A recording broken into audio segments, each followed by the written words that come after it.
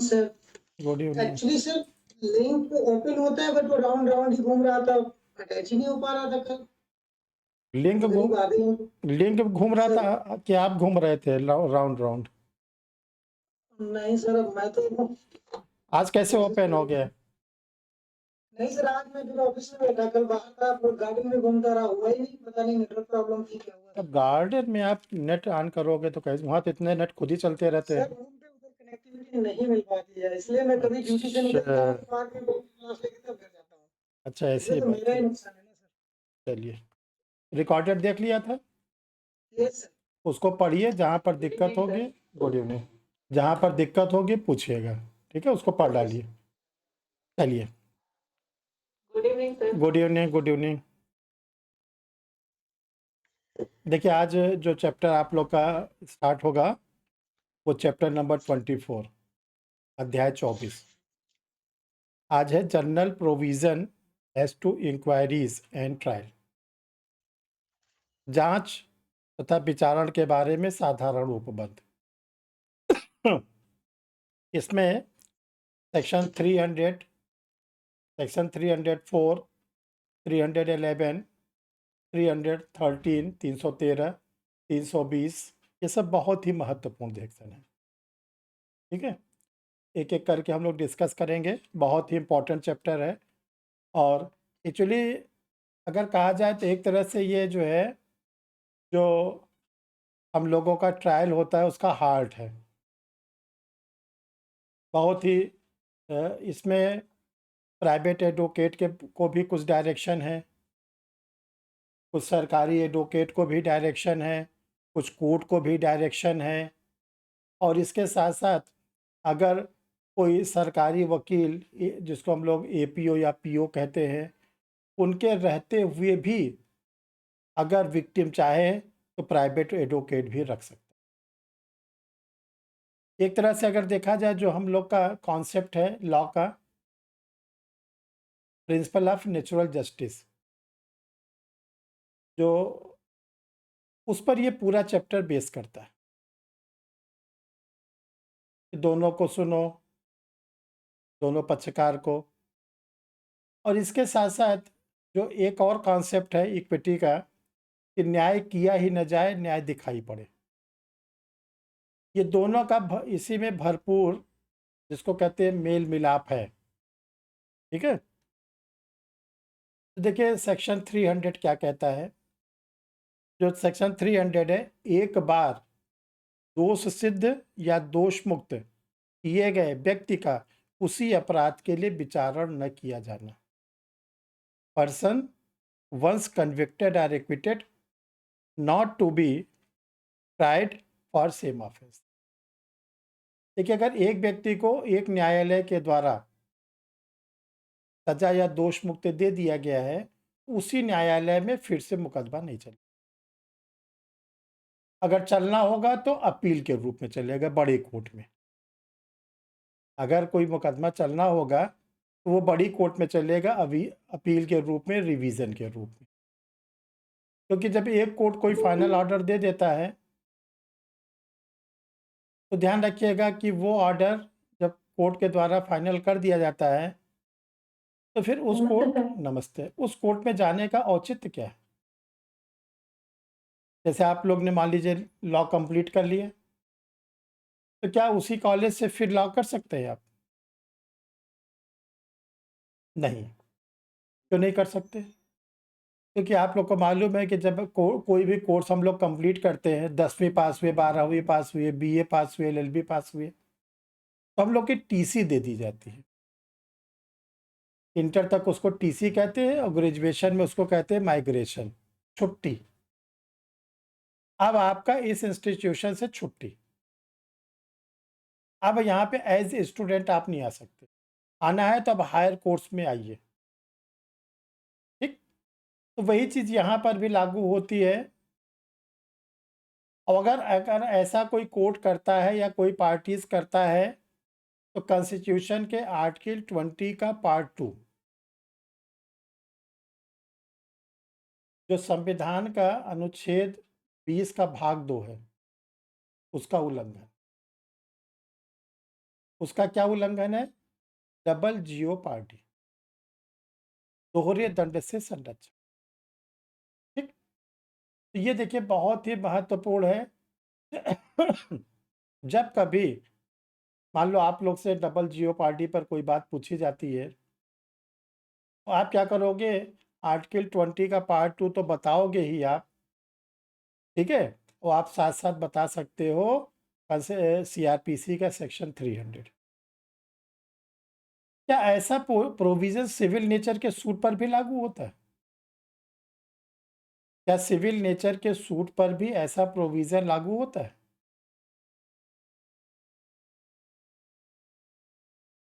Doctrine of res judicata. आप बोलेंगे yes, आप बोलोगे यस। अब यस बोलने के बाद सीपीसी के सेक्शन 11, जो सीपीसी के सेक्शन 11 है, जिसका नाम है प्रांग न्याय का सिद्धांत, जिसको इंग्लिश में कहते हैं डॉक्ट्रिन ऑफ रेस जुडिकाटा। तो देखो ये सब जैसे कोरिलेट कर करके अगर हम स्टडी नहीं करेंगे तो ध्यान रखिएगा दिक्कत रहेगी। ठीक है, तो सिविल नेचर के सूट पर क्या किया जाता है? प्रांग न्याय का सिद्धांत, doctrine of res judicata, section 11 CPC. Criminal law पे मदद करता है दो चीजें। एक तो मदद करता है आर्टिकल 20 का पार्ट 2 कॉन्स्टिट्यूशन, जिसको हम लोग कहते हैं दोहरे दंड से संरक्षण, और दूसरा सीआरपीसी के सेक्शन 3। ठीक है, देखो अब जुडिशरी में आप लोग को ध्यान रखिएगा कि जो आप लोग के लिए माइनर एक्ट जोड़े गए हैं, मेंस में सब शॉर्ट नोट्स के फॉर्म में आएंगे। ध्यान रखिए, जनरल स्टडीज़ का पेपर अब बड़ा हो गया है, तो आप लोग कम शब्दों में को रिलेट करके ज़्यादा बातों को लिखने की आदत सीखिए। अगर मान लीजिए आपको 50 शब्द में ही लिखना है, तो एक एक शब्द का बहुत डीप में अर्थ होना चाहिए। ठीक है, तो जैसे इसको आप लिखोगे तो हमने सीपीसी का भी बता दिया, सीआरपीसी का भी बता दिया, कॉन्स्टिट्यूशन का। अब देखिए सेक्शन 301। 301 क्या कहता है? अपीयरेंस बाय पब्लिक प्रोसिक्यूटर, लोक अभियोजकों द्वारा हाजिरी। देखिए जो पब्लिक प्रोसिक्यूटर होते हैं, जिनका जिक्र हम लोगों ने सेक्शन 24, 25 में पढ़ा है सीआरपीसी, वो ऑलरेडी किसी भी मजिस्ट्रेट की या सेशन जज की कोर्ट में अपॉइंट रहते हैं। यानी उनको मजिस्ट्रेट से या सेशन जज से कोई रिटन परमिशन नहीं लेनी होगी कि मैं इस केस में अपीयर होना चाहता, क्योंकि वो स्टेट की ओर से अपॉइंट होते हैं। जो पब्लिक प्रोसिक्यूटर होते हैं, जिसको हम लोग सरकारी वकील कहते हैं, उनको कोर्ट की परमिशन लेने की कोई ज़रूरत नहीं होती।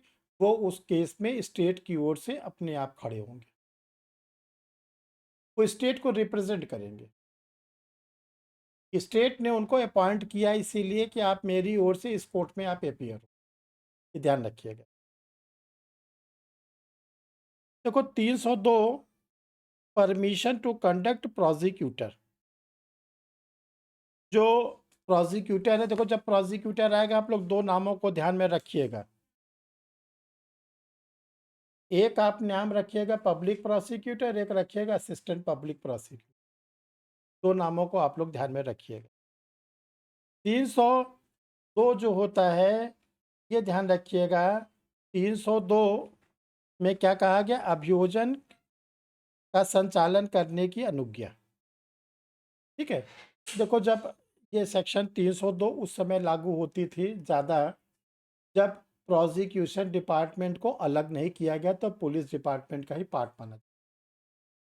तो पुलिस डिपार्टमेंट का पार्ट होने के कारण उस समय जो पुलिस ऑफिसर इंस्पेक्टर रैंक के होते थे और लॉ ग्रेजुएट होते थे, उनको पब्लिक प्रोसिक्यूटर के रूप में काम दिया जाता। क्योंकि अब क्या है कि जो प्रोसिक्यूशन डिपार्टमेंट है वो अलग कर दिया गया है पुलिस से, और आप लोग को पढ़ाया भी गया है कि सेक्शन 25A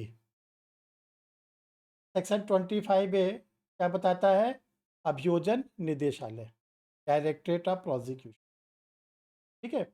अब ये ध्यान रखिएगा, अब पुलिस ऑफिसर कभी भी प्रोसिक्यूटर के रूप में किसी कोर्ट में अपियर नहीं हो। अब जो भी प्रोसिक्यूटर के रूप में अपियर होगा, बाकायदा उसका सेक्शन 23, 24 में जो बताया गया है, और उसको कमांड कौन करेगा? 25A 25 से, जो उनका निदेशालय। ठीक है, ये चीज ध्यान रखिएगा। 303 303 क्या कहता है? Right of person against whom proceeding are instituted to be defence. जिस व्यक्ति के विरुद्ध कार्यवाही संस्थित की गई है, उसका प्रतिरक्षा करने का अधिकार। किसके विरुद्ध कार्यवाही लाई गई है? एक्यूज। कार्यवाही किसके विरुद्ध होती है? एक्यूज के।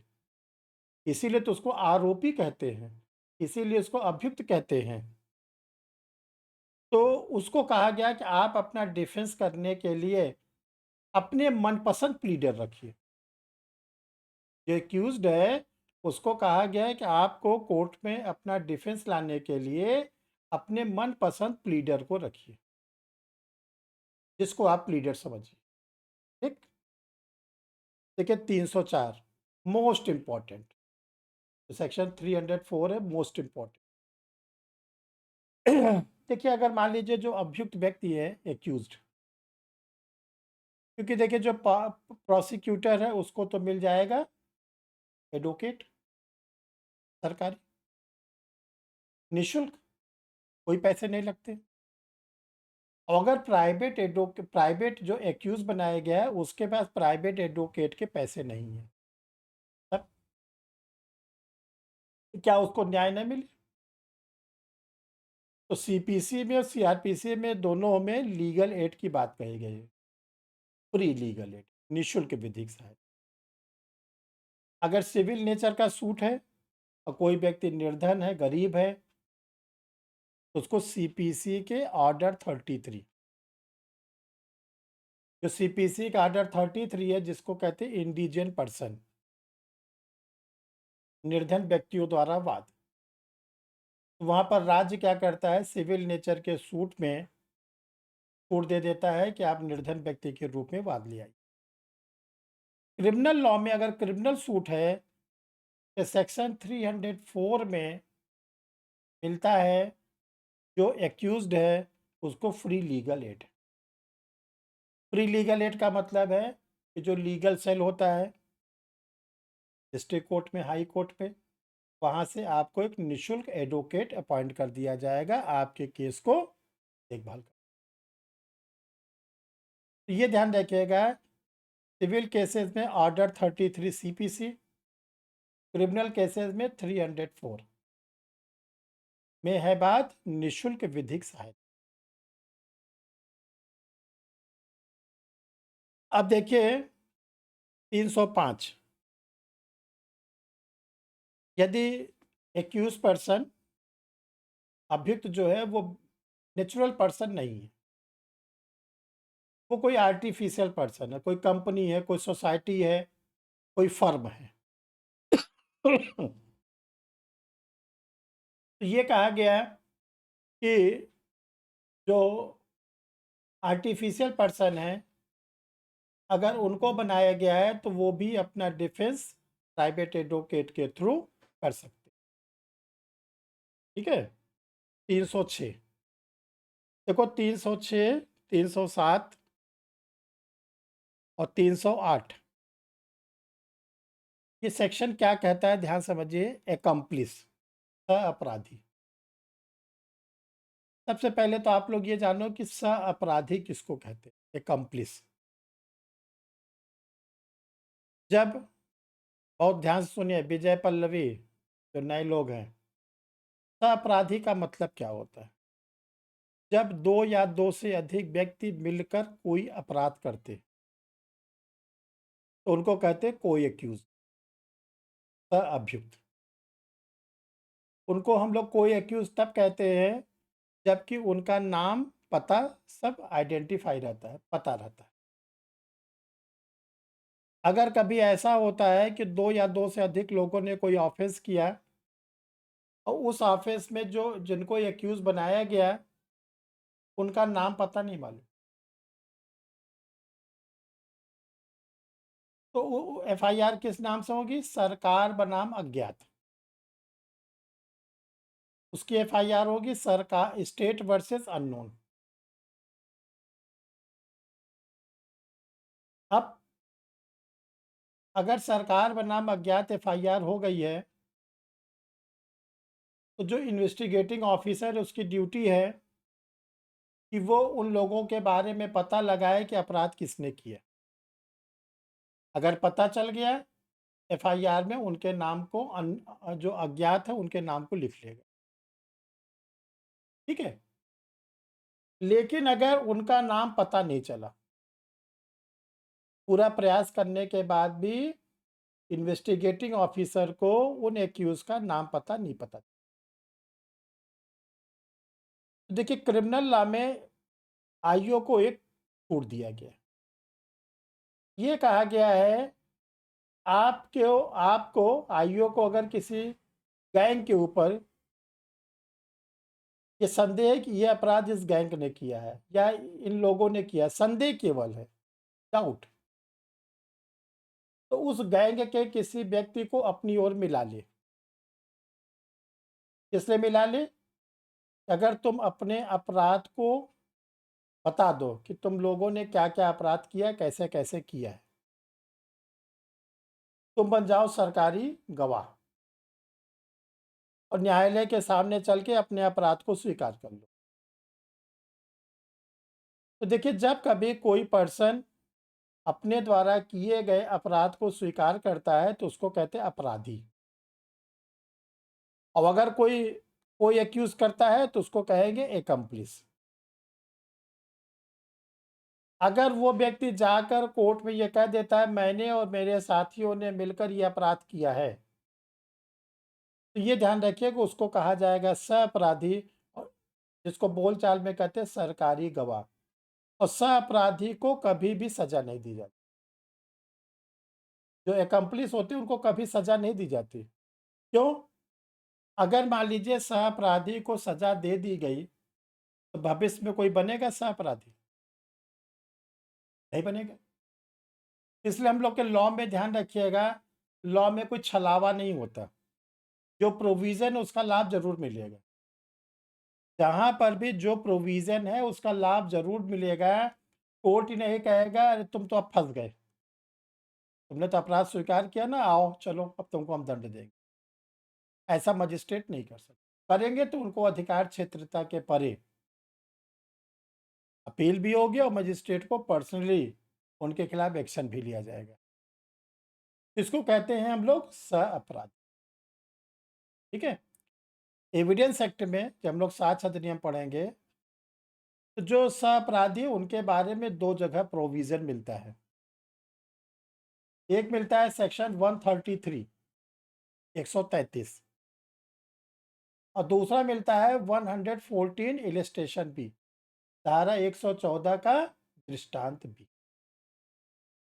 लेकिन ये ध्यान रखिएगा कि सह-अपराधी की किसी भी धारा में परिभाषा नहीं, न तो एविडेंस एक्ट में और न ही सीआरपीसी। सह-अपराधी की परिभाषा कहीं नहीं है, ये ध्यान रखिएगा। तो सह-अपराधी को क्या कहा जाता है कि क्षमा दान दिया, क्षमा दान। ठीक है? ये चीज़ ध्यान रखिएगा, यही चीज़ सेक्शन में बताया गया है। अब देखिए मोस्ट इम्पोर्टेंट सेक्शन धारा 311। 311 मोहित क्या होता है? Most important section. सर उसमें जो अक्यूज़्ड होता है उसको सर गवाही के लिए बुलाया जाता है। नो, नो, 311 क्या होता है? सॉरी सर ध्यान नहीं है। कविता जी बताइए 311 क्या है? जब कोर्ट विचारण कर रहा होता है और उसको ऐसा लगता है कि कोई ऐसा पक्षकार है जिसको मतलब उसकी जरूरी हो गया या वो उसको आवश्यक साक्षी बनाया जा सकता है तो सर उसको सम्मन कर देता है। देखो कोर्ट को कितनी ज़्यादा पावर है, एक तो आज हम 311 बताएंगे, एक आप लोगों को करंट केस आज बताएंगे। देखो 311 में ट्रायल कोर्ट को ये पावर दिया गया है कि आप किसी को भी सम्मन कर, चाहे उसका उस मुकदमे से कुछ लेना देना हो या ना हो। ट्रायल कोर्ट को ये पावर दिया गया है कि 311 में अगर आपको लगता है एक्स नामक व्यक्ति का भी इस मुकदमा से कुछ लेना देना है, एक्स नामक व्यक्ति का कहीं नाम नहीं है, न चार्जशीट में है, न गवाहों ने दिया है, तो एक्स को वो बुला सकता है। एक्स जाएगा कि नहीं जाएगा? अगर एक्स को बुलाया जाएगा तो एक्स ये कहेगा कि मैं क्यों जाऊँ, मुझसे क्या लेना देना। नहीं सर, अगर कोर्ट बुला देगा तो उनको आना पड़ेगा। आज देखिए क्या हुआ, यूपी में एक डिस्ट्रिक्ट है ज्ञानपुर भदोही, वहाँ पे एक्सप्लोजिव एक्ट का मुकदमा चल रहा था एडिशनल सेशन जज की कोर्ट। सीताराम जी यहीं इलाहाबाद से गए हैं, अभी ट्रांसफ़र हो एडिशनल सेशन जज। तो उन्होंने डीएसपी को सम्मन किया, नहीं आए गवाही देने। तो उसके बाद उन्होंने एसपी को आज बुलाया। ठीक, जरा जो पुलिस वाले होते हैं, जब तक एक बार कानून का डंडा नहीं पड़ता ना, तब तक वो सोचते हैं हमसे बड़ा कौन है। ठीक, तो आज कोर्ट ने नाराज होके एडीजी मिर्जापुर को लिख दिया। एडीजी मिर्जापुर, सर उसमें डीजीपी दिखा रहा था। नहीं एडीजी को दिया है। एडीजी ने फॉरवर्ड कर दिया डीजी पुलिस को। बड़ा वीआईपी मैटर है सर, मुझे निर्देश दीजिए। अब भदोही के एसपी महोदय गए काम से और जो डीएसपी है वो गए काम से,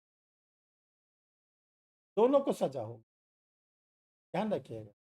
चाहे वो 2 ही 4 महीने के लिए सस्पेंड हो, होना ही होना है। मैटर हाईलाइट हो गया।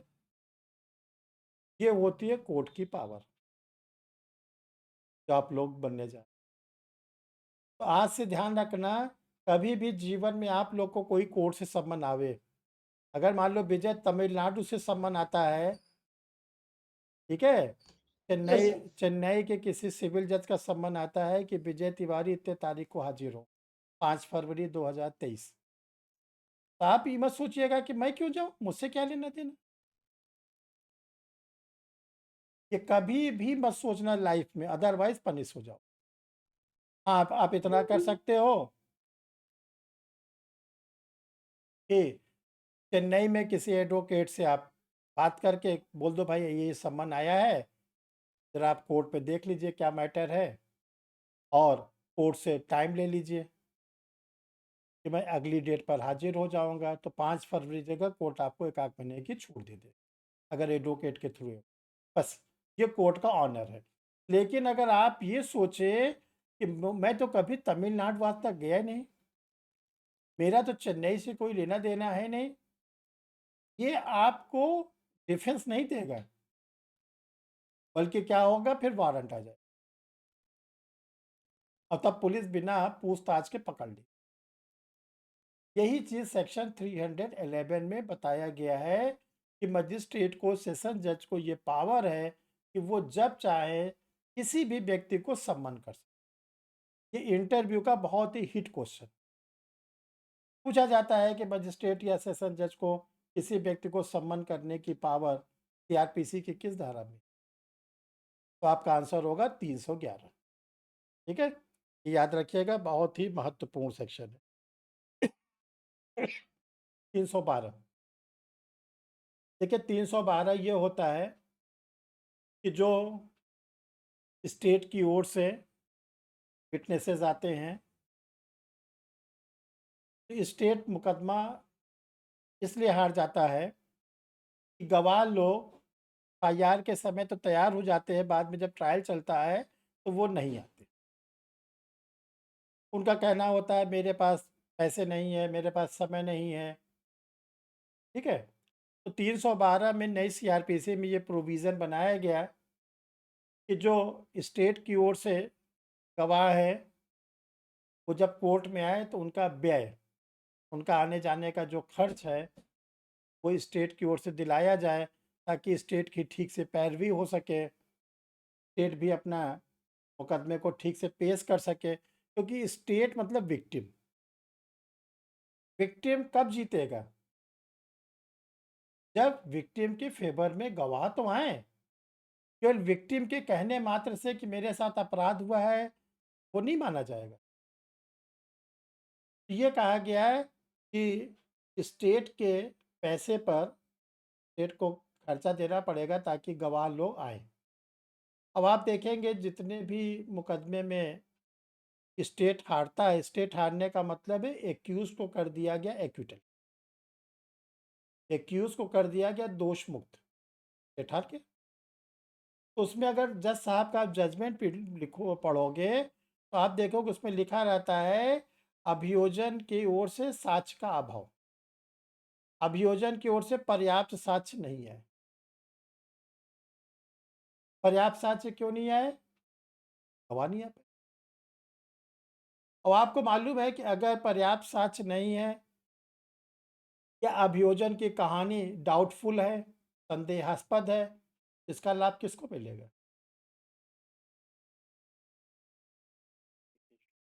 अगर अभियुक्त की कहानी, अभियुक्त के जो सॉरी पीड़ित के जो आरोप है वो डाउटफुल है, पीड़ित ने अपने मामलों को पूरा का पूरा नहीं सिद्ध किया, तो लाभ किसको मिलेगा? accused को से एक्यूज को। क्योंकि न्यायालय ये मान के चलता है कि जो मेरे सामने आया उसने अपराध नहीं किया। अच्छा, अगर न्यायालय मान ले कि जो अभियुक्त आया वो अपराधी है, किस बात का ट्रायल? तो न्यायालय ये मान के चलता है कि मेरे सामने जो आया है वो निर्दोष है और जो आरोप लगा रहा है वो साबित कर। ये होता है बर्डन ऑफ प्रूफ, सबूत। दूसरी ओर कुछ मामलों में न्यायालय ये मान के चलता है कि मेरे सामने जो आया है वो अपराधी है, उसको कहते हैं उपधारणा, प्रिजम्पशन। जैसे डाउरी डेथ, रेप, इन सब मामलों में न्यायालय ये मान के चलता है कि मेरे सामने जो आरोपी आया है उसने अपराध किया। रेप के मामले में अभियुक्त को यह साबित करना है कि मैंने बलात्कार नहीं किया। अगर वो नहीं साबित कर पाया कि मैंने रेप नहीं किया है, तो किसको लाभ मिलेगा? अगर वो नहीं साबित कर पाया तो क्या होगा? उसी को दंड मिलेगा। उसको सर संदेह अभियुक्त को लाभ मिलेगा ना सर? तो नहीं साबित कर पाया जी। तो लाभ क्यों मिलेगा? दंड मिलेगा कि विक्टिम को लाभ मिलेगा।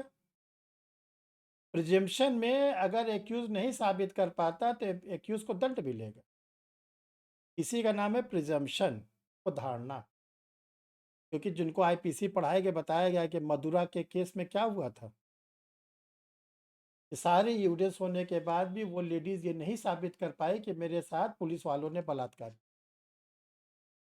तभी तो सीआरपी इसमें क्या नाम आईपीसी में अमेंडमेंट किया गया कि रेप के केसेस में बर्डन ऑफ प्रूफ हटा के बना दिया गया प्रिजम्पशन। ठीक है, चलो इतना जानो फिर आगे बताए। तो ये ध्यान रखिएगा कि जो दो चीजें हैं, एक है सबूत का भार, बर्डन ऑफ प्रूफ, जिसको आप लोग पढ़ोगे इंडियन एविडेंस एक्ट की सेक्शन 101, 102। दूसरा होता है उपधारणा, जिसको पढ़ोगे सेक्शन नंबर 4। ठीक है, इंडियन एविडेंस एक्ट। अब आगे चलो, देखिए अब सीआरपीसी में जो और इम्पोर्टेंट सेक्शन है 313। 313 क्या कहती है? अभियुक्त की परीक्षा करने की। देखिए जो सीआरपीसी है, चूंकि हम लोग की सीआरपीसी बड़ी उल्टी सीधी भागी हुई है। सबसे पहले जब ट्रायल कोर्ट के सामने कोई ट्रायल आता है और magistrate framing of the issues बनाने के बाद सबसे पहले 313 का जब आप लोग कोर्ट में जाओगे, एपीओ बन के, सरकारी वकील बन के या प्राइवेट एडवोकेट बन के या जज के, सबसे पहले ये पूछा जाए 313 का बयान हुआ कि नहीं? अभी लगता है 313 का क्या सीआरपीसी। तो 313 में क्या होता है, ट्रायल कोर्ट एक्यूज की पहले एग्जामिनेशन कर लेती। तुमको क्या कहना है, अपराध अपराध स्वीकार करोगे या नहीं करोगे? मैं जो तुम्हारे खिलाफ चार्जेस आर्जेस लगाया हूँ, क्या तुम अपने अपराध को स्वीकार करते हो? उसकी एक एग्जामिनेशन करते। क्यों? अगर सपोज करो वो एक्यूज्ड अपने ऊपर लगे आरोप को स्वीकार कर ले, तो न्यायालय का मूल्यवान समय बचा, दोनों पक्षकार के पैसे बचे। तो ये किया जाता है कि पहले 313 का एग्जामिनेशन। जब कोर्ट में जाओगे तो बड़ा व्यवहारिक रूप में पूछा जाता है, ठीक है, कि क्या 313 हुआ कि नहीं हुआ। स्टूडेंट सोचता है 313 क्या है, इसीलिए ताकि अगर वो कन्फेशन वगैरह करना चाहे तो कन्फेशन कर ले, और नहीं तो ट्रायल चलेगा। अब देखिए आगे हम लोग बढ़ते हैं। 164 से पहले होता है कि 164 के बाद में? 164 तो आईओ कराता है। पहले ध्यान लो, 164 सीआरपीसी जो है वो इन्वेस्टिगेटिंग ऑफिसर के लिए है ड्यूरिंग इन्वेस्टिगेशन। अगर during investigation accuse person confession करना चाहता है, आईओ 164 में उसको मजिस्ट्रेट के सामने और अगर ट्रायल के समय, ये जो 313 है ये चार्जशीट आने के बाद की पोजीशन, 313 जो है चार्जशीट आने के बाद की पोजीशन। अब देखो 314 कहता है मौखिक बहस। अगर एडवोकेट चाहें तो अपना ओरल आर्गुमेंट कोर्ट में जमा कर सकते, ओरल आर्गुमेंट मौखिक रूप में। अगर एडवोकेट के पास बड़ी व्यस्तता है, समय की कमी है, एक दिन में उनके ढेर सारे मुकदमे लगे हैं, तो ये कहा गया कि आप अपना ओरल आर्गुमेंट कोर्ट पे जमा कर सकते, ठीक है। सर एक डाउट है सर, 164 में तो जुडिशियल मजिस्ट्रेट के सामने करता है, 161 में पुलिस ऑफिसर के सामने करता है ना? 161 तो वो सम्मन करता है ना कि मेरे सामने सारे लोग आओ, 162 में बयान लेता है। 164 में सर तो दिया मजिस्ट्रेट या जुडिशियल मजिस्ट्रेट। हाँ तो वही तो बोल रहे हैं ना, जब वो आईओ आईओ पूछेगा कि तुमको क्या कहना है, वो बोलेगा दरोगा जी मैंने अपराध किया है, तो ये कहा गया आईओ इस चीज़ को मजिस्ट्रेट के सामने लिखवावे। आईओ को पावर नहीं है कि वो कन्फेशन लिखे, ठीक है। सीआरपीसी यूरिया से पढ़े हो ना, सेक्शन 24, 25, 26, 27। आईओ को बोला गया अगर वो इन्वेस्टिगेशन के दौरान कन्फेशन करना चाहता है, ठीक है, तो वो क्या करो कि उसको जुडिशियल मजिस्ट्रेट के सामने प्रोड्यूस करो। अब देखिए आगे हम लोग चलते हैं। 315 देखो 315 क्या कहता है कि एक्यूज पर्सन को अपने डिफेंस में, अपने बचाव में जो साक्ष्य देगा उसको एक सक्षम साक्षी मान। एक्यूज पर्सन अपने बचाव में जो भी साक्ष्य देगा, अभियुक्त व्यक्ति को सक्षम साक्षी माना जाएगा। यहाँ पे सक्षम साक्षी का मतलब क्या है, क्यों ऐसा कहा गया कि सक्षम साक्षी माना जाएगा?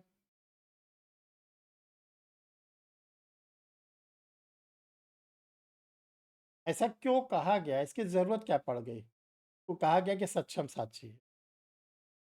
देखो इसलिए कहा गया है कि अगर उसके साथ कोई एक्यूज्ड भी है, कोई एक्यूज्ड है, तो क्या अगर कोई भी अभियुक्त अपने साथियों के बारे में कोई स्टेटमेंट देता है तो वो रिलेवेंट है? अगर दो या दो से अधिक व्यक्तियों ने अपराध किया है और एक व्यक्ति अपने साथियों के बारे में कोई बयान देता है तो वो रिलेवेंट है, तो संगत है? Yes sir. Yes sir. किस सेक्शन में? सर 30 एफएस में 30 सर। 133 है 133 नो, नहीं सर, सेक्शन एफएस एक्ट का सेक्शन 30। 30 30 30 ठीक है। कि जो होता है वो रिलेवेंट होगा, रिलेवेंट के बाद सुसंगत होगा। अगर मान लो 2 या 2 से अधिक लोगों ने कोई अपराध किया है, एक्स वाई जेड, एक्स कहता है कि मेरे साथ वाई और जेड ने भी अपराध किया, तो न्यायालय इसको सुनेगा, न्यायालय इसको सुनने से मना नहीं करेगा। ठीक है। अब रही बात ये कि वाई और जेड के अगेंस्ट क्या एक्शन लिया जाए, तो वाई और जेड का भी एग्जामिनेशन। एविडेंस एक्ट में याद रखिएगा कि जो सेक्शन 6 से लेके 55 तक में है वो सब रिलेवेंसी। ठीक है। और रिलेवेंसी का अगला स्टेप होता है एडमिसिबिलिटी। सुसंगतता, सुसंगतता होती है ग्राह्यता। देखो बहुत ही डीप में स्टडी करने की ज़रूरत है, इतना ज़्यादा जिसको कहते हैं ना कि फंसाने वाला प्रोविज़न है कि थोड़ा सा भी अगर अब इधर पढ़ रहे हो आप 315 और तुरंत दिमाग आपका जाना चाहिए सेक्शन 30 एविडेंस एक्ट। तो विजय अपने नोट्स में लिख लीजिए, धारा 315 पल्लवी आप भी, धारा 315 सीआरपीसी भारतीय साक्ष्य अधिनियम की धारा 3 से जुड़ी हुई, 30 से। जब एविडेंस सेट पढ़ाएंगे तो तुरंत याद आ जाएगा।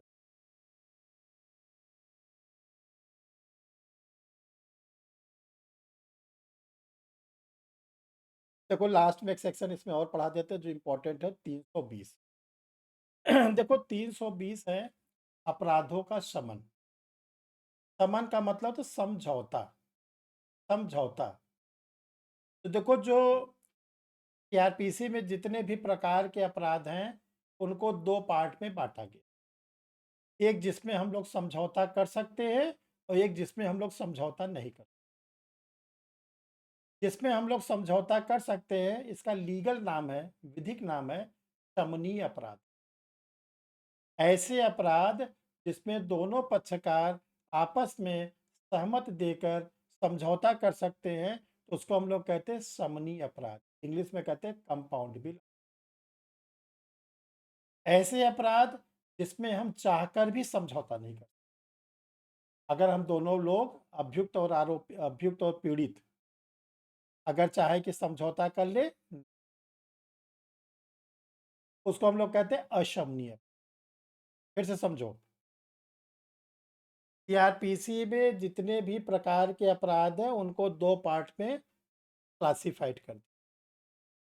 एक वो भाग है जिसमें दोनों पक्षकार अभियुक्त और पीड़ित समझौता कर सकते हैं, और समझौता करने के बाद जो अभियुक्त व्यक्ति होता है वो हो जाता है दोष मुक्त। और ऐसे अपराध को हम लोग बोलते हैं शमनीय अपराध, कंपाउंडेबल ऑफेंस। ठीक है। दूसरा वे अपराध है जिसमें कि दोनों पक्षकार समझौता कर ही नहीं सकते, उसको कहते हैं नॉन कंपाउंडेबल ऑफेंस, अशमनीय। कौन कौन से अपराध शमनीय है, कौन कौन से समनीय अशमनीय है, कौन कौन से कंपाउंडेबल है, कौन कौन से नॉन कंपाउंडेबल, कैसे पता चलेगा? ये पता चलेगा सीआरपीसी की शेड्यूल्स नंबर 1। सीआरपीसी में 2 अनुसूची है, अनुसूची 1, अनुसूची 2।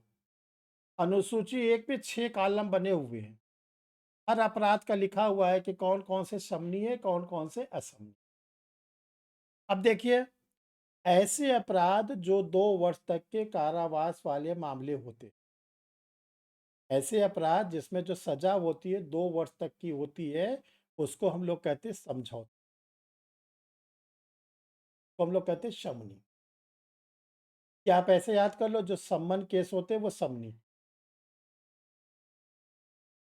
जिसकी सजा 2 वर्ष के ऊपर की होती है जिसको हम लोग वारंट मामले कहते हैं, वो होता है अशमनी, नॉन कंपाउंड, तो समझौता कर ही नहीं सकते।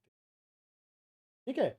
तो देखो जो नॉन कंपाउंडेबल होता था 2 वर्ष, उसी को निकाला गया 2 वर्ष से 7 वर्ष, उसी को निकाला गया 2 वर्ष से लेके 7 वर्ष, और उसी को बना दिया गया अभिभाग सौदे, प्ली बार्गेनिंग। जो प्ली बार्गेनिंग बनाई गई है वो बनाई गई है उसी 2 वर्ष के ऊपर से लेके 7 वर्ष तक,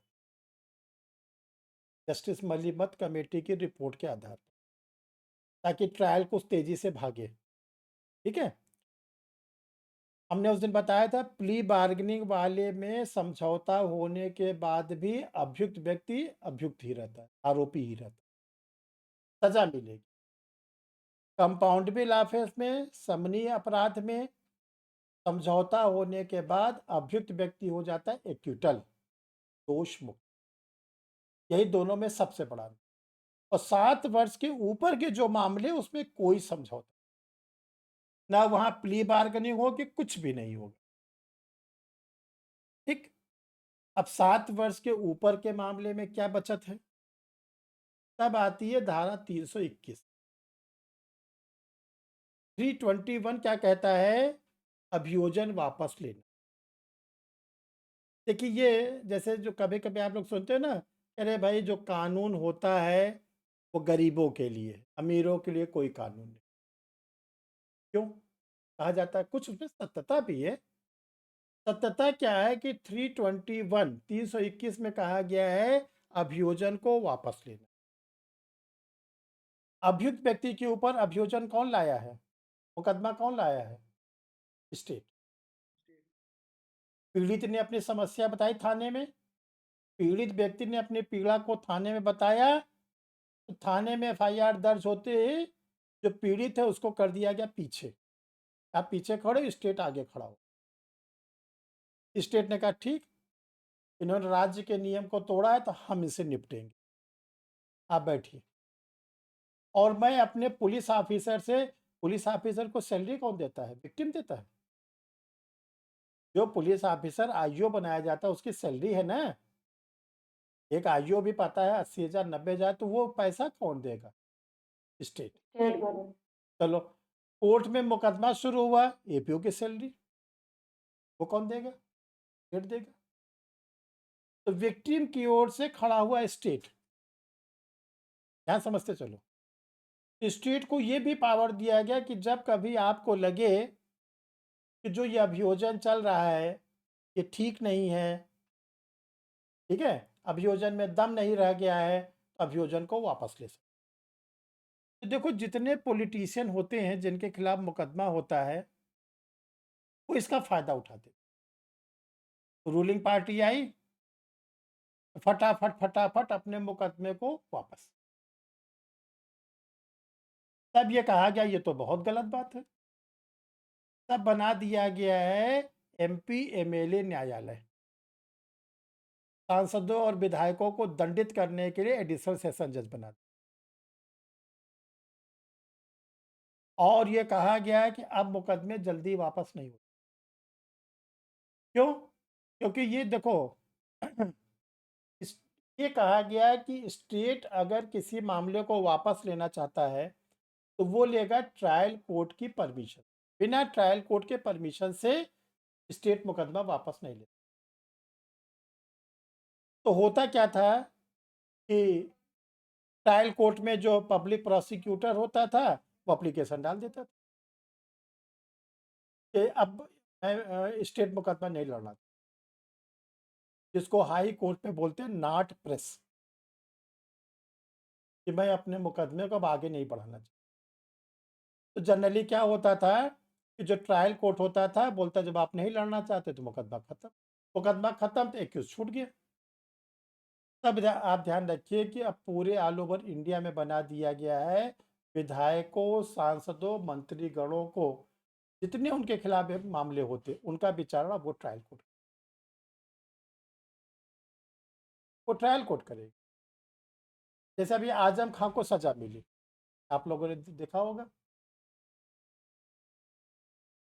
क्या सजा था, क्या मैटर था, सजा मिलने का दंड क्या क्या मिला उन्होंने? विधायकी चली गई, वोट देने का अधिकार चला गया, सब खत्म हो गया ना। वोट देने का अधिकार भी छीन लिया गया आजम खां को रामपुर से, और उनके क्या एमपी एमएलए क्या थे वो भी चली गई। क्यों? एक उनका मुकदमा चल रहा था चुनाव आचार संहिता, उसी में जो माननीय वाला कोर्ट है, एमपीएमएलए, सजा सुना दी। अभी इलाहाबाद की सांसद रीता बहुगुणा जोशी, उनको भी सजा हुई। तो उनकी जो सजा थी वो जुर्माने के रूप में हुई, ये सत्तारूढ़ दल में थी, आजम खा चुकी, विरोधी थे, इसलिए उनकी सजा हुई। इसीलिए कभी कभी लोग कह देते हैं ना कि भाई बड़े लोगों के लिए कानून नहीं।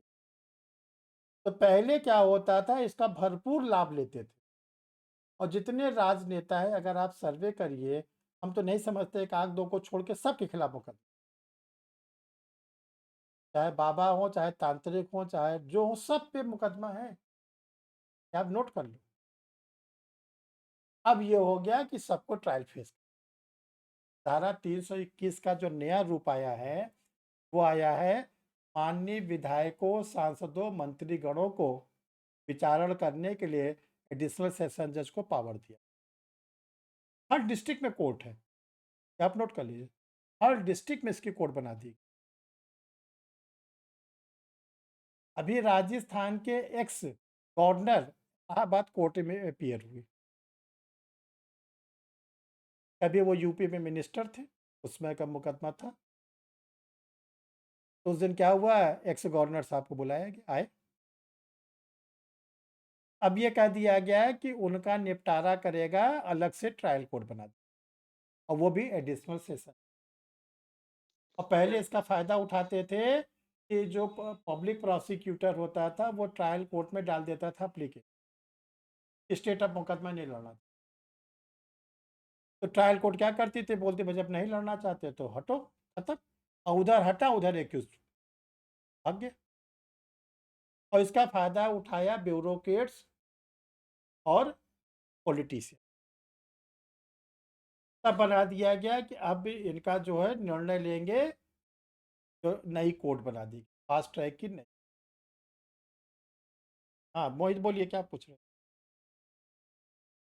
कुछ नहीं सर, ये पूछ रहा था कि कोई भी मामला होगा वो एडिशनल सेशन जज ही देखेंगे, एमएलए एमएमपी जो भी होगा, हाँ उनका मामला, मतलब उनका कोई भी मामला हाँ हो, उनका छोटा हो कोई या भी बड़ा हो। मामला, उनका मामला को लिए स्पेशल पावर दे दी। ओके ये सर। कहा गया कि एडिशनल सेशन जज रैंक के जो जज होंगे वो माननीयों के कोर्टों का, माननीयों के मामलों को सुनेंगे, और इनको फास्ट ट्रैक का स्टेटस दिया है। जल्दी जल्दी सुनिए, इसमें आप अगर देखो तो बहुत को सजा हुई है, बहुत को सजा हुई। ये बहुत पॉपुलर मुकदमा था, उसमें स्टेट ने एप्लीकेशन डाला कि मैं अपना मुकदमा वापस लेना चाहता हूँ। कोर्ट ने ये कहा कि मैंने पूरी हियरिंग कर ली, मैं नहीं वापस करूँ। बहुत हमारे इलाहाबाद का बहुत पॉपुलर केस। और अंत में कोर्ट ने 3 भाई थे, तीनों को सजा दी, आजीवन। बोले कि मैंने पूरी हियरिंग कर ली है, तो मैं किस बात पे अब केस वापस कर दूँ? अब तो मुझे केवल जजमेंट देना है। अब वो निकल गया हाथ से, क्योंकि जज साहब बहुत ज़्यादा प्रेशराइज थे। रोज कुछ न कुछ न कुछ जज साहब से लगाए रहते थे, जज साहब वो लगा, तो उन्होंने स्टेट के एप्लीकेशन को खारिज किया कि अभियोजन नहीं वापस होगा। इसलिए वापस नहीं होगा कि मैंने आपके मामले को पूरी हियरिंग कर ली। तो वो जो लोग थे क्या नाम है, एक्यूज लोग, वो चले गए हाई कोर्ट सेशन जज के ऑर्डर के अगेंस्ट। स्टेट नहीं लड़ना चाहता, जज साहब जबरदस्ती लड़वा रहे हैं। ऑनरेबल हाई कोर्ट ने कहा कि एडिशनल सेशन जज ने जो कहा वो बिल्कुल सही। जब उन्होंने हियरिंग कर लिया है तो अब उनको जजमेंट ही तो देना है, तो किस बात का आप ले रहे हो? अच्छा, अगर मान लो आपने अपराध नहीं किया है, कुछ है, तो आप अपील करो, अपील का रास्ता थोड़ी नहीं बंद है। लेकिन जब ट्रायल कोर्ट ने पूरा आपका मुकदमा सुन लिया है तो अब वापस नहीं करेगी। अब हाई कोर्ट ने एक डायरेक्शन दे दिया, अब कभी अभियोजन वापस की एप्लीकेशन होगी तो ट्रायल कोर्ट की रिटन परमिशन, ट्रायल कोर्ट लिखेगा कि मुझे कोई आपत्ति नहीं है, क्या आपत्ति है। अगर ट्रायल कोर्ट ने लिख दिया कि मुझे आपत्ति है, तो स्टेट के एप्लीकेशन के बाद भी वापस नहीं। नया चीज़ आप लोग के लिए जोड़ा, ठीक है। तो देखो आज आप लोग इसको एक एक सेक्शन को जितना पढ़ाया गया है, तो डिटेल में पढ़ना सब एक एक करके, रिकॉर्डेड क्लास रहेगी तो आप लोग सुनना, ठीक है। और कल आप लोग को जो हम पढ़ाएंगे क्रिमिनल केसेस का ट्रांसफ़र। अगर क्रिमिनल केस चल रहा है, ट्रायल चल रहा है, आपको लगता है कि जज साहब से न्याय नहीं मिलेगा, जज साहब विपक्षी से मिल गए हैं, ठीक है, जज साहब जाति धर्म को देख रहे हैं, तो आपको ये अधिकार दिया गया है कि आप अपने केस को ट्रांसफ़र। तो कल हम लोग पढ़ेंगे वो ट्रांसफ़र ऑफ क्रिमिनल केस, ठीक है। पूछना है किसी सर को? मुझे क्या सर सर सर दीपक बोल रहे हैं। हाँ हाँ बोलिए। सर ये 313 सर 313 के बारे में ये पूछना है कि सर 313 उसको कब फॉलो किया जाता है जैसे सर ऐसा होता है कोर्ट कि के समझ ट्रायल का मामला चल रहा है जब कोर्ट जो है फ्रेमिंग ऑफ द चार्ज करता है, फ्रेमिंग ऑफ द चार्ज के बाद बोला गया है कि उससे कन्फेशन कर, इससे एक्यूज से, ये इसलिए कराया जाता है अगर एक्यूज कन्फेशन कर लेता है तो आगे ट्रायल को चलाने की ज़रूरत क्या है, आगे ट्रायल को चलाने की ज़रूरत क्या है। तो वही जो कन्फेशन है उसी को, हाँ बोलिए। यहाँ पर सर क्वेश्चन ये है कि जैसे सर अगर सेशन न्यायालय के समझ विचारण की प्रोसीजर चल रही है, न्याय समझ जो चल रहा है सर 225 के विरुद्ध अभियोजन का संचालन शुरू कर दीजिए। 226 के अंतर्गत सर उनको बताया जा रहा है कि हम किसी एविडेंस के माध्यम से चीज़ों को साबित करेंगे। 227 के अंतर्गत दस्तावेज देखने के बाद उनको लगता है कि मामला नहीं बनता तो डिस्चार्ज कर देते हैं। लेकिन जैसे ही सर उनको लगता है कि नहीं उतना प्रॉपर एविडेंस है, कार्रवाई की जा सकती है, तो वो क्या करेंगे 228 के अंतर्गत चार्ज फ्रेम करेंगे। चार्ज फ्रेम करने के बाद उनको ये कहते हैं कि आपके अगेंस्ट में ये चार्जर लगाया गया है, क्या आप स्वीकार करते हैं? अगर वो स्वीकार करते हैं तो दोषी होने के अभिभाग पर उनको 229 के अंतर्गत दूसरी कर दी जाती है। यहाँ 29 और 313 क्या मानदंड रहता है वो मुझे जैसे मजिस्ट्रेट ने फ्रेमिंग ऑफ द चार्ज किया, ठीक है, या सेशन ट्रायल में सेशन ने फ्रेमिंग ऑफ द चार्ज किया, तो जब फ्रेमिंग ऑफ द चार्ज होता है तो एक्यूज का जो होता है वो स्टेटमेंट रिकॉर्ड, जो एक्यूज का स्टेटमेंट है वो 313 का, 313 में एक्यूज का स्टेटमेंट दो तरह का होगा, या तो एक्यूज अपने ऊपर लगे आरोप को स्वीकार कर लेगा, स्वीकार कर लेगा तो उसी को हम लोग बोलते हैं कि वो क्या कर लिया, कन्फेशन कर, और अगर नहीं स्वीकार करता है तो ट्रायल केस होगा। जैसे देखिए 228 के बाद में बात बोली जाती है। हाँ, जैसे देखो होता क्या है आप ये 228 समझिए, के बाद जो बात बोली जाती है सर उसमें 313 समाहित रहता है। जैसे हाँ देखिए होता क्या है ना कि जैसे उसमें ट्रायल में एक एक सेक्शन में एक एक बात लिखती गए, बीच में प्रोसीडिंग, अगर सेशन ट्रायल को देखो तो लगता है सेशन ट्रायल तो 1 महीने में निपट जाना चाहिए ना, सेशन ट्रायल सीधे सीधे लिखा गया है ना कि 225 में ये होगा, 226 में ये होगा, 227 में ये होगा, लेकिन जो सबसे बड़ी समस्या आती है वो आती है फ्रेमिंग ऑफ द चार्ज के, फ्रेमिंग ऑफ द चार्ज के बाद सबसे पहले एक्यूज का कोशिश की जाती है कन्फेशन के में, क्यों?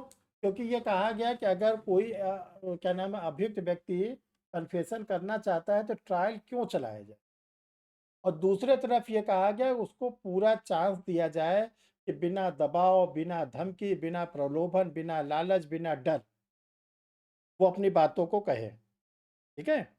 इसी दोनों में जो ट्रायल कोर्ट होता है वो कराता है 313 में अभियुक्त की परीक्षा, ठीक है, उसको समझाता है कि देखिए आप कन्फेशन करने के लिए बाउंड नहीं है, लेकिन अगर आप चाहते हैं कि कन्फेशन करना चाहे तो आप कन्फेशन कर सकते हैं, और जो कन्फेशन करेंगे मैं आपको दंड ही दूंगा। हाँ इतना ज़रूर है कि आप चूँकि स्टेट की मदद कर रहे हैं, न्यायालय की मदद कर रहे हैं, ठीक है, न्यायालय के मूल्यवान समय को बचा रहे हैं, तो आपके साथ उस बात को ध्यान में रख, और देखो जितने लोग कन्फेशन करते हैं ये ध्यान रखिएगा, ये कोई हार्ड एंड फास्ट रूल नहीं है, लेकिन जितने लोग कन्फेशन करते हैं उनको सज़ा बहुत ही कम दी जाए। इसका रीज़न क्या है? उन्होंने न्यायालय का मूल्यवान समय बचाया, न्यायालय उतने टाइम में अब आगे कोई मुकदमा सुन लेंगे, तो अगर कन्फेशन करने के बाद भी कड़ी सज़ा दी जाए तो कोई कन्फेशन करेगा? अगर अगर किसी को ये पता चल जाए कि उन्होंने कन्फेशन किया था और जज साहब ने मैक्सिमम दंड दिया। कन्फेशन का फ़ायदा है, फ़ायदा ये होता है कि जो ट्रायल कोर्ट होती है, वो सज़ा बहुत ही कम देने की, क्योंकि ट्रायल कोर्ट को बड़ी मदद मिलती है कि क्या नाम है, एक मामला उनका निपट गया, उनका मूल्यवान समय। अगर उसने कन्फेशन नहीं किया तब तो फिर ट्रायल अच्छा खासा चलेगा ना, एग्ज़ामिनेशन शुरू हो, examination in chief, cross examination, री एग्ज़ामिनेशन, इसका भी होगा, उसका भी होगा। और कितना दिन लगेगा, कोई इसके लिए निश्चित समय सीमा न तो सीआरपीसी में बताई गई, न तो कोई अमेंडमेंट में बताई गई। और वही टाइम खींचता है लंबा। इसीलिए अगर कोई व्यक्ति कन्फेशन करता है, तो जजेस के लिए ये रहता है कि हमको इसको सज़ा, इसीलिए वो 313 का अनुपालन कराया जाता है। मजिस्ट्रेट भी कराता है अपने ट्रायल में, सेशन जज भी अपने ट्रायल में कराता है, समरी वाला सबको दिया गया है। ठीक है? तो जैसे कोई आपके मुकदमे से जुड़ेगा, कोई नया वकील कुछ भी जुड़ेगा, वो तुरंत पूछेगा 313 हुआ कि नहीं? क्योंकि अगर 313 नहीं हुआ है, अभी हमारे हाथ में बहुत कुछ है, वो प्राइवेट वकील साहब कहते हैं। और कहीं 313 हो गया है, तब तो हाथ से गाड़ी निकल चुकी है। इसीलिए बोलचाल में कहा 313 का बयान हुआ कि नहीं हुआ, बस इतना ही। ठीक है?